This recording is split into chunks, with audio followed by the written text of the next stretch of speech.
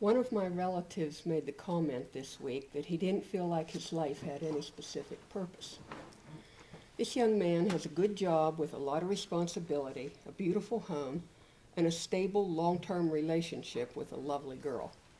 It distressed me that he didn't see any purpose for his life, but I understand his feelings because I sometimes feel the same way.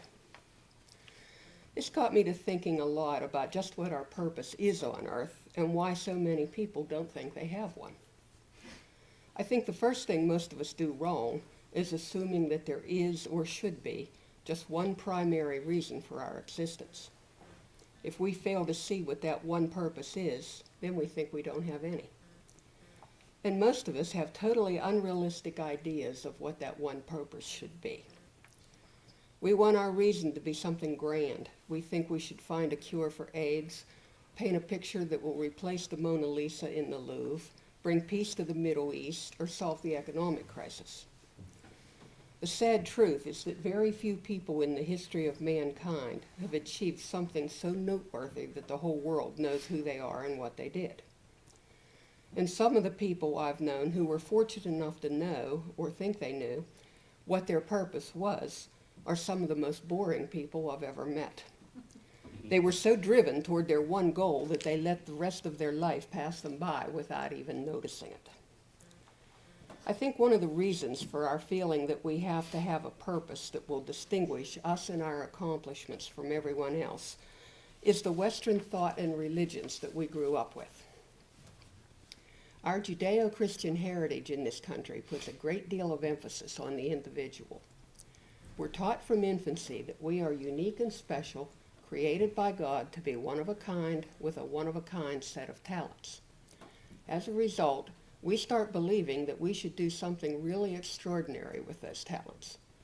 That sets most of us up for failure, and then we start seeing life as a contest that finishes off the job. So what's the solution? First, I think we need to understand that a life well lived has many purposes, not just one. For most of us, our purpose in life will include being the best spouse, parent, or employee that we can be. Being involved with numerous organizations might be one of our purposes. Being of service to other people gives a purpose to many people's lives. The second thing we need to understand is that our purposes in life should change as the years go by. If your purpose at 60 is the same as it was when you were 15, you have a problem. If your all-consuming purpose at 15 was to be a professional football player and you haven't achieved it by 60, it's time to get a new purpose. One of the things I've learned in my own life is that a sense of purpose often comes to you on its own simply as a result of where you're putting your priorities. I feel most like I'm doing what God put me here to do when I am working to better the lives of homeless or abused animals, raising money for the American Cancer Society, working to preserve the East Broad Top Railroad, or writing sermons for you. In all cases, I'm doing something for others instead of putting the attention on myself. Since my cancer diagnosis in October, I've spent much more time than normal focusing on me and all the details of my health care. I have also felt more useless than I have in years. I truly believe that God put us here to take care of each other, and when we do, we will know the mitzvah of having a purpose. Another thing I believe about having a purpose in life is that many of us have one but aren't aware of it. Sometimes God uses us in ways we don't even recognize.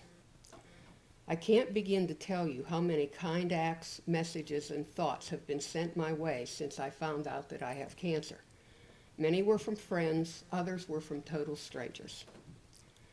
I had my first round of chemotherapy this morning. In 2 or 3 weeks, my hair will all fall out. I hate to admit it, but the imminent loss of all my hair was a whole lot harder to deal with than the loss of my bladder.